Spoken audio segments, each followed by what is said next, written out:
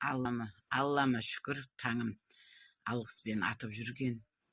Бірінші Алла, екінші мен себепкер болып жатсам, барлықтарыңызға результат айтып жатқан. Рахмет, 2-3 күн бір результат айтса атып шығып рахмет айтатын едім, оған уақытым болмай қалды.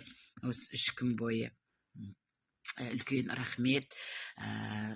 Қолым тимей жатыр деп айтып жатсыздар баруға деп. Емші мен доғдырдың алдына Алла тағала келтірмесін. Келмеңіздер, тек результат айтып рахметтерін айтсаңыздар, соның өзі де жетеді.